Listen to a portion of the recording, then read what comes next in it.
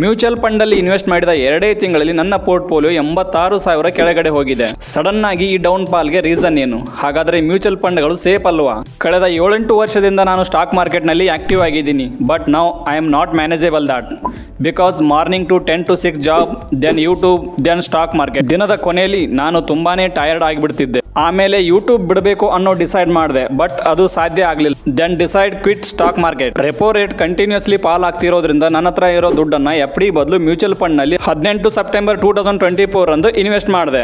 But ದುಡ್ಡು grow ಆಗೋ ಬದಲು ಮೈನಸ್ ಆಗ್ತಾ ಹೋಯಿತು. 29 ಜನವರಿ 2025 ಅಷ್ಟೊತ್ತಿಗೆ 82,000 ಮೈನಸ್ ಆಗೋಯ್ತು. ಇದು ಎಕ್ಸ್ಟೆಂಡ್ ಆಗಿ ಏಪ್ರಿಲ್ಗೆ 1 ಲಕ್ಷಕ್ಕಿಂತ ಜಾಸ್ತಿ ಮೈನಸ್ ಆಯಿತು. ಟ್ರಂಪ್ ಅವರ ಆರ್ಥಿಕ ನೀತಿಗಳಾಗಿರ್ಬೋದು, ಪಹಲ್ಗಾಮ್ ಟೆರರಿಸ್ಟ್ ಅಟ್ಯಾಕ್ ಆಗಿರ್ಬೋದು, India Pak war, Iran Israel war, ಇನ್ನೂ ಹಲವಾರು ಕಾರಣಗಳಿಂದ ಮಾರ್ಕೆಟ್ ಬೀಳ್ತಾನೆ ಹೋಯಿತು. ಬಟ್ ನಾನು ಗಾಬರಿಯಾಗಿ ಮ್ಯೂಚುವಲ್ ಫಂಡನ್ನು ಸೆಲ್ ಮಾಡಲಿಕ್ಕೆ ಹೋಗಲಿಲ್ಲ. ಜುಲೈ 9, 2025 ಅಷ್ಟೊತ್ತಿಗೆ ನನ್ನ ಲಾಸು ಕೇವಲ 16,000ಕ್ಕೆ ಇಳಿದಿದೆ. ಮೇ ಬಿ ಈ ವಿಡಿಯೋ ಅಪ್ಲೋಡ್ ಆಗುವಷ್ಟರಲ್ಲಿ ಆ ಲಾಸು ಕೂಡ ಹೋಗಿ ಪಾಸಿಟಿವ್ಗೆ ಬರಬಹುದು. ತುಂಬಾ ಜನಕ್ಕೆ ಮ್ಯೂಚುವಲ್ ಫಂಡ್ಗಳು ಯಾವ ರೀತಿ ಕೆಲಸ ಮಾಡುತ್ತವೆ ಅನ್ನೋದು ಗೊತ್ತಿರಲ್ಲ. 5 ವರ್ಷ ಒಂದು ಮ್ಯೂಚುವಲ್ ಫಂಡ್ನಲ್ಲಿ ಇನ್ವೆಸ್ಟೆಡ್ ಇದ್ದೀರಾ ಅಂದರೆ ಮೊದಲನೇ ವರ್ಷ 3%, 2ನೇ ವರ್ಷ 16%, 3ನೇ ವರ್ಷ 18%, 4ನೇ ವರ್ಷ 28%, 5ನೇ ವರ್ಷ 7% ರಿಟರ್ನ್ ಬಂದಿದೆ ಅಂತ ಅಂದುಕೊಳ್ಳೋಣ. ಸೊ ನಿಮಗೆ 5 ವರ್ಷದ ಅವರೇಜ್ ರಿಟರ್ನ್ ಬಂದು 14.5% ಆಯಿತು. ಗೂಗಲಲ್ಲಿ ಹೋಗಿ ಮ್ಯೂಚುವಲ್ ಫಂಡ್ ಕ್ಯಾಲ್ಕುಲೇಟರ್ ಅಂತ ಸರ್ಚ್ ಮಾಡಿ. ಇಲ್ಲಿ ನಿಮಗೆ ತುಂಬ ಕ್ಯಾಲ್ಕುಲೇಟರ್ ಆಪ್ಷನ್ಗಳು ಬರುತ್ತೆ. ಯಾವುದಾದ್ರೂ ಒಂದನ್ನು ಸೆಲೆಕ್ಟ್ ಮಾಡ್ಕೊಳ್ಳಿ.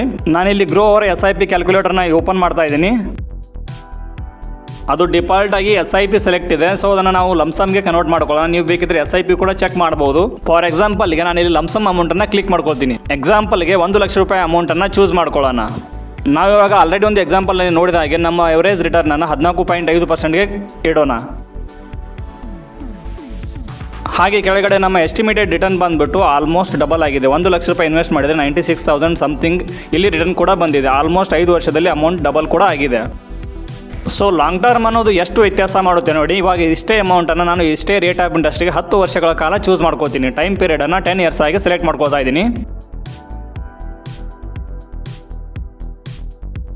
ಮೊದಲು 5 ವರ್ಷವನ್ನು ಸೆಲೆಕ್ಟ್ ಮಾಡ್ಕೊಂಡಿದ್ದಾಗ ನಮ್ಮ ದುಡ್ಡು ಡಬಲ್ ಆಗಿತ್ತು. ಇವಾಗ 10 ವರ್ಷವನ್ನು ಚೂಸ್ ಮಾಡಿಕೊಂಡಾಗ ನಮ್ಮ ಪ್ರಿನ್ಸಿಪಲ್ ಅಮೌಂಟನ್ನು ಬಿಟ್ಟು ಆಲ್ಮೋಸ್ಟ್ ತ್ರಿಬಲ್ ಬರ್ತಾ ಇದೆ ನಮಗೆ. ಅಂದರೆ 3 ಪಟ್ಟು ದುಡ್ಡು ಬರ್ತಾ ಇದೆ.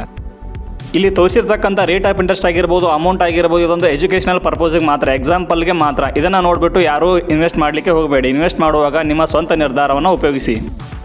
ಆಲ್ಮೋಸ್ಟ್ ಇಂಡಿಯಾದಲ್ಲಿ 45ಕ್ಕಿಂತ ಜಾಸ್ತಿ AMC ಕಂಪನಿಗಳಿವೆ. ಅವರೆಲ್ಲರ ಹತ್ರನೂ ಕೊಟ್ಬಿಟ್ಟು 1000ಕ್ಕಿಂತ ಜಾಸ್ತಿ ಮ್ಯೂಚುವಲ್ ಫಂಡ್ಗಳು ಅವೈಲೇಬಲ್ ಇವೆ.